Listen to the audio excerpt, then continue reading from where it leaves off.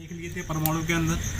परमाणु में हमने प्रोटॉन पढ़ लिए थे, प्रोटॉन और न्यूट्रॉन और इलेक्ट्रॉन भी पढ़ लिए थे। तो परमाणु में प्रोटॉन की खोज किसने की थी? प्रोटॉन की खोज किसने की थी परमाणु के अंदर? गोल्ड स्टीन ने की थी। किसने की थी? गोल्ड स्टीन ने परमाणु की खोज की थी। और न्यूट्रॉन की खोज किसने की थी? चैडविक ने की थी। न्यूट्रॉन की खोज चैडविक।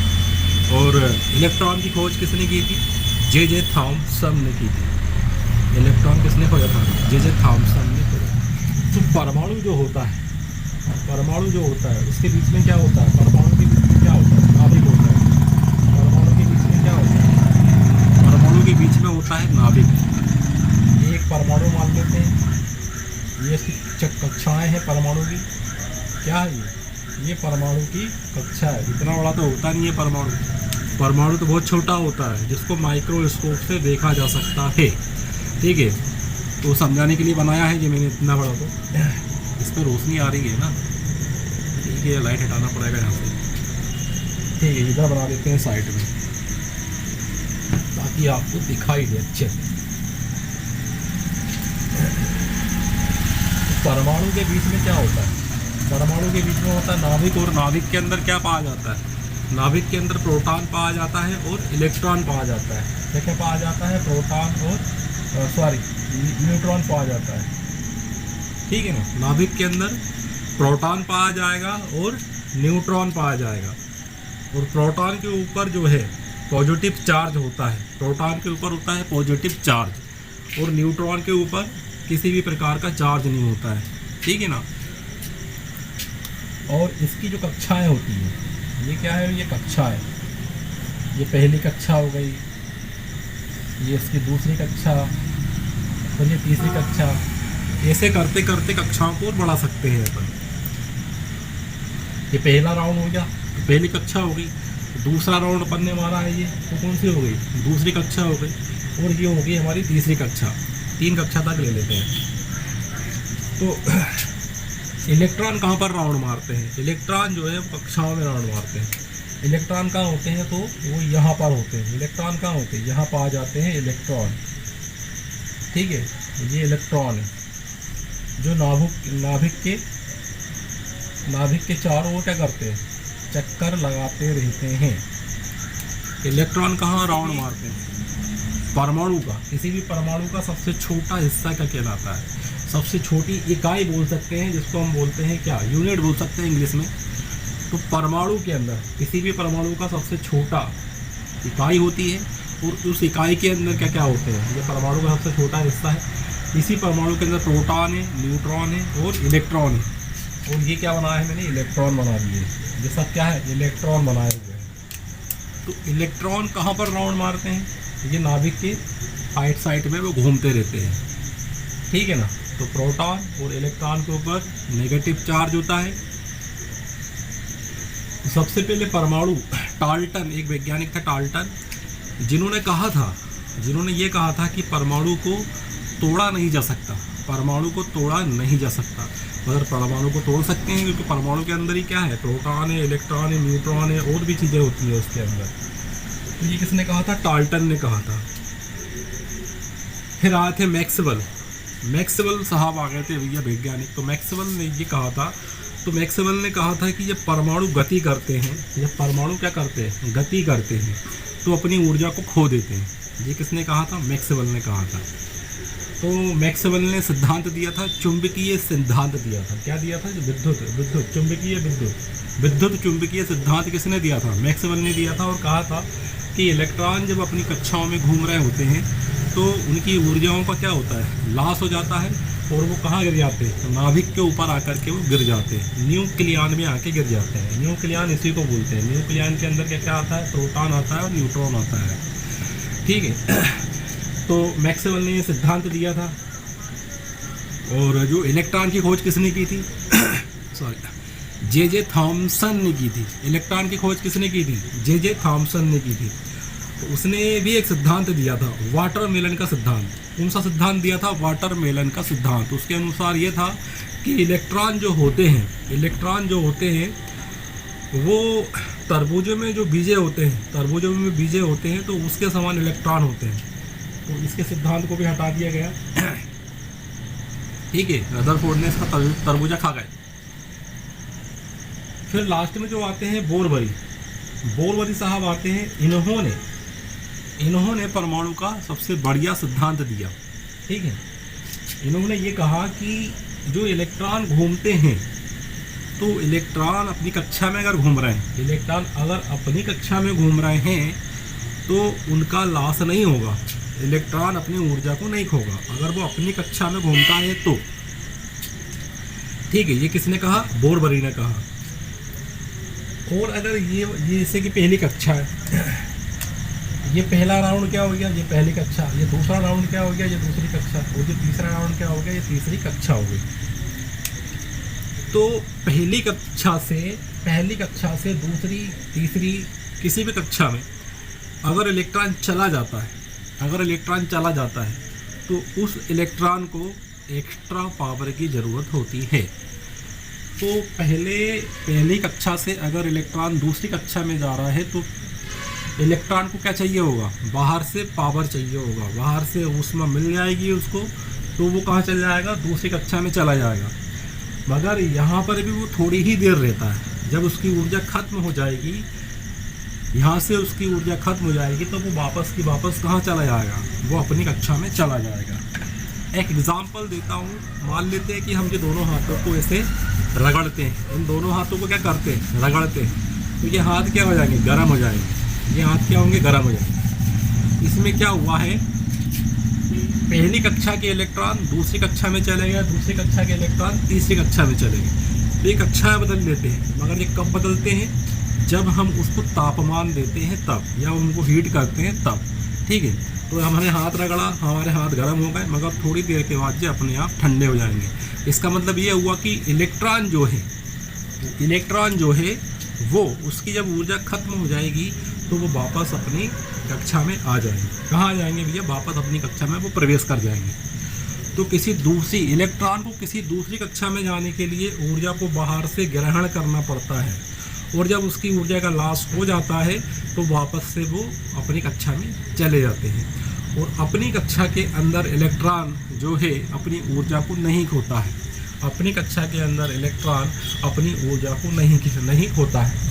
तो मैक्सवेल साहब ने तो यही कहा था कि अपनी कक्षा के अंदर भी क्या होता है?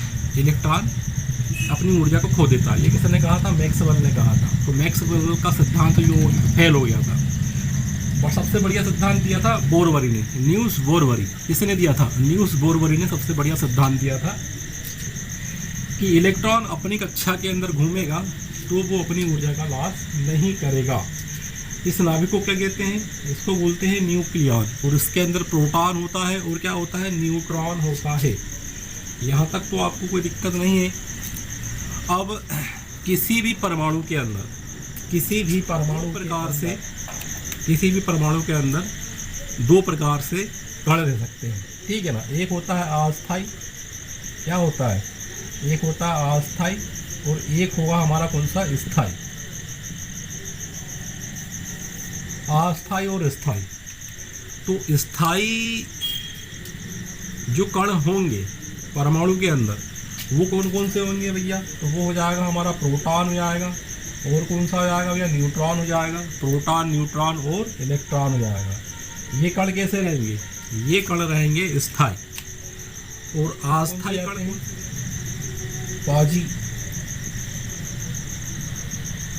पॉजिट्रॉन हो जाएगा। ठीक है ना? इसके बाद बोसॉन हो जाएगा। कौन सा आएगा? बोसॉन हो जाएगा। ये भी परमाणु के अंदर पाए जाते हैं। ठीक है ना? और कौन कौन से कण पाए जाएंगे इसके अंदर स्थायी रूप से? और पाएंगे, और अस्थायी रूप से पाए जाते हैं। ये जो है ना, जो बता रहा हूँ मैं आपको, ये अस्थायी रूप से पाए जाते हैं। किसी परमाणु के अंदर होते हैं, मतलब किसी तत्व के अंदर होते हैं, और किसी तत्व के अंदर नहीं होते हैं। मगर स्थायी कण जो है P, N और E, मतलब प्रोटॉन, न्यूट्रॉन, इलेक्ट्रॉन, तो हर तत्व के अंदर पाए जाते हैं। हमारे अंदर भी इलेक्ट्रॉन, प्रोटॉन, न्यूट्रॉन पाए जाते हैं। ठीक है ना? और अस्थायी कण कौन से होते हैं? Positron, boson. बोसॉन की खोज किसने की थी? ये करी थी हमारी सत्यनारायण बोस, जो भारत के वैज्ञानिक थे। इन्होंने की थी बोसॉन की खोज। एक होता है न्यूट्रिनो,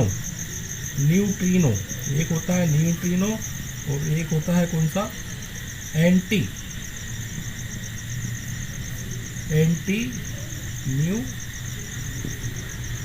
न्यूट्रिनो।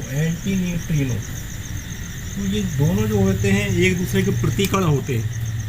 कौन से, न्यूट्रिनो और एंटी न्यूट्रिनो जो होते हैं एक दूसरे के प्रतिकण होते हैं। ये आपस में लड़ने वाले कण होते हैं। जैसे कि गांधी जी और नाथूराम गोडसे, ये क्या थे, एक दूसरे के प्रति क्या थे, एक प्रतिकण थे एक दूसरे के प्रति। मगर गांधी जी तो ऐसे नहीं थे, क्योंकि गांधी जी जो थे वो लड़ाई झगड़ा करते नहीं थे। मगर नाथूराम गोडसे जो था वो तो प्रतिकण था भैया। और गांधी जी जो थे 80 साल की उम्र में 80 साल की उम्र थी गांधी जी की जब उसको गोली मार दी गई। उसको चलते फिरते नहीं बनता था बेचारे को, गांधी जी को। और गांधी जी को नोबेल पुरस्कार के लिए चुना गया था। अब मरने के बाद तो नोबेल पुरस्कार, पाई मोसान भी होता है। मोसान के बाद क्या होता है, पाई मोसान भी होता है। क्या होता है, पाई मोसान भी होता है। पाई मोसान ये भी क्या है, एक दूसरे के प्रति प्रतिकण कहलाएंगे। एक दूसरे के लिए क्या रहेंगे, प्रतिकण कहलाएंगे। अब हम इसका एक सारणी देख लेते हैं थोड़ी सी, इनका जो भार होता है वो और सब। इलेक्ट्रॉन हो गया, इलेक्ट्रॉन के बाद क्या ले लेते हैं, प्रोटॉन ले लेते हैं। प्रोटॉन ले लेते हैं। प्रोटॉन के बाद क्या ले लेंगे, न्यूट्रॉन ले लेंगे।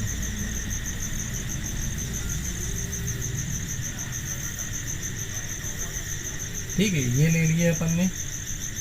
इसके बाद खोजा किसने है वो तो आप सभी को पता है। इलेक्ट्रॉन की खोज किसने की है, इलेक्ट्रॉन की खोज किसने की है, जे थॉमसन ने की है। प्रोटॉन की खोज किसने की है, प्रोटॉन की खोज गोल्डस्टीन ने की है। और न्यूट्रॉन की खोज किसने की है, तो चैंडविक ने की है। तो ये खोज करता आपको याद रखना है, क्वेश्चन जो पूछे इसका भार देख लेते हैं कि किसमें कितना भार होगा।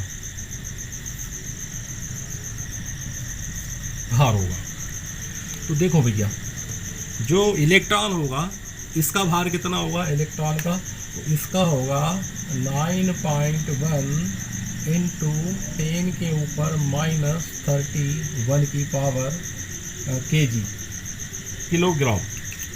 ठीक है, ये इसका पावर होगा इलेक्ट्रॉन का। प्रोटॉन का कितना होगा, तो प्रोटॉन का होगा 1.6725 इंटू 10 के ऊपर -27 की पावर। और न्यूट्रॉन के ऊपर कितना भार होगा वो भी देख लेते हैं। इसके लिए भी यही आएगा 1.6748 इंटू 10 के ऊपर -27 की पावर। ठीक है, अब आपको ये समझा देते हैं ये चीज़ें क्या है वो, है ना, फिर क्लियर हो जाएगा अपने को।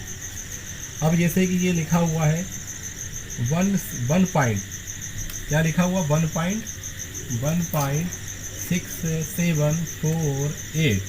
ठीक है, ये गोला में है, इसका छंदर करेंगे तो नीचे पहुंच जाएगा, जब भागे में पहुंच जाएगा। कितना हो जाएगा, 10 के ऊपर -27 की पावर है, तो कितनी हो जाएगी, 27 की पावर हो जाएगी।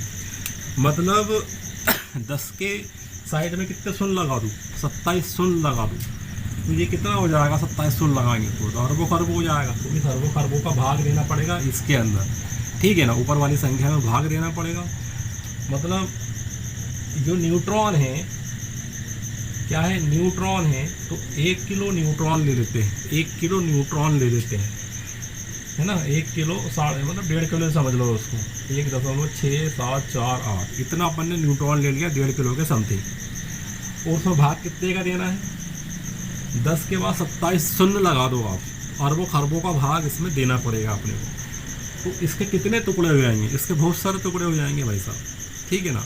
अब उसमें से एक टुकड़े को हम नापेंगे, तो उस टुकड़े का जो भार होगा वो न्यूट्रॉन का भार कहलाएगा। किसका भार कहलाएगा, न्यूट्रॉन का भार कहलाएगा। तो यहाँ पे सबसे हल्का कौन सा होता है, सबसे हल्का होता है इलेक्ट्रॉन। सबसे हल्का कौन क्या होता है, हल्का होता है इलेक्ट्रॉन। और सबसे भारी होता है न्यूट्रॉन। सबसे भारी कौन सा होता है, न्यूट्रॉन होता है, ये सबसे भारी होता है। और ये मीडियम रहता है, ये भारी होता है मगर इससे भारी होता है। सबसे हल्का इलेक्ट्रॉन, सबसे भारी न्यूट्रॉन, और बीच में जो हो जाएगा प्रोटॉन। तो प्रोटॉन जो है वो बीच का भार है।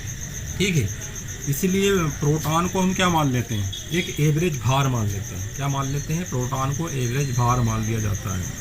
तो एवरेज भार किसको मानते हैं, प्रोटॉन को मानते हैं एवरेज भार।